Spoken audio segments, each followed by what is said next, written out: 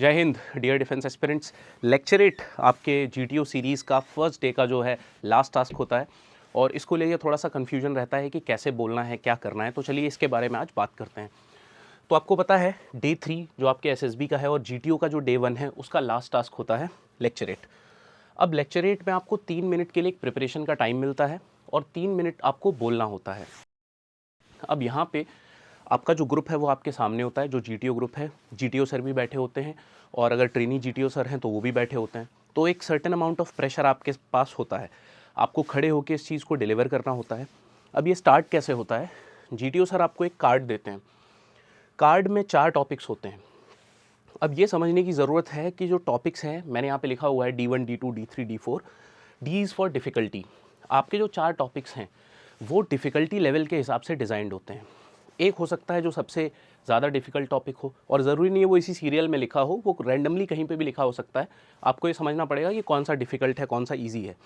अब एग्जांपल ले लें, my father, my hobby, ISRO, India China relations, ऐसे। तो आपको सबसे पहले तो कोशिश करनी है कि आप डिफ़िकल्टी 1 या डिफ़िकल्टी 2 का ही जो टॉपिक है उसको चूज़ करें, क्योंकि अगर आप माई फादर पे बोल रहे हो it means that you are not prepared with the current affairs portion, क्योंकि ज़्यादातर टॉपिक्स करंट अफेयर्स के ही होते हैं या कोई सोशल इशू हो सकता है। तो obviously you are not going to make good impression. ठीक है, तो सबसे पहले आपको एक टॉपिक चूज़ करना है। 3 मिनट के लिए आप बाहर जाते हो और उसके बाद दूसरा इंसान जो होता है, जो आपसे पहले गया हुआ है, वो स्टार्ट कर चुका होता है। 3 मिनट वो बोलता है, 3 मिनट आपको प्रिपरेशन का टाइम मिलता है और उसके बाद आप आके 3 मिनट में अपना जो लेक्चर है वो आप डिलीवर करते हो।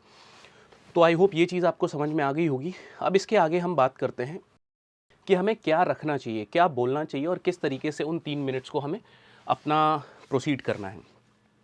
सबसे पहले तो ये देखिए कि अगर आप कोई भी कोट बोलते हैं तो that gives you a good start. For example, मान लेते हैं स्वच्छ भारत मिशन मेरा टॉपिक है, तो अगर मैं वहाँ पे जाऊँ और मैं बोलूँ कि be the change you want to see, good morning gentleman, today I am going to talk about Swachh Bharat mission. तो जो रेलिवेंट कोट्स हैं आप वो ज़रूर पढ़िए, उनसे एक अच्छा इंप्रेशन क्रिएट होता है। उसके बाद आप सबसे पहले इंट्रोडक्शन दीजिए। टॉपिक का इंट्रोडक्शन बहुत ज़रूरी है।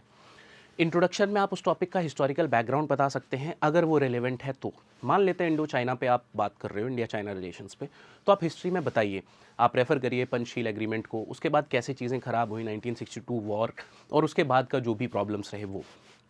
उसके बाद आती है आपकी मेन बॉडी। तो आप जो भी मुद्दा बोल रहे हो उसमें आपके अपने क्या व्यूज़ हैं, थोड़े बहुत, बहुत ज़्यादा नहीं, थोड़े बहुत आप उसमें डाल सकते हैं। मेन बॉडी में आप उसको और अच्छे से डिस्क्राइब करिए कि ये चीज़ें हैं। उसके बाद प्रोज एंड कॉन्स। मान लेते हैं आपका, इसीलिए मैंने यहाँ पे लिखा है इफ़ एप्लीकेबल, मान लेते हैं आपका टॉपिक है एआई, तो एआई के फ़ायदे क्या हैं, एआई के नुकसान क्या हैं, आपको वो चीज़ें भी ऐड करनी चाहिए। और उसके अलावा सॉल्यूशन, अगर वो वैसा ओरिएंटेड टॉपिक है, सॉल्यूशन ओरिएंटेड है।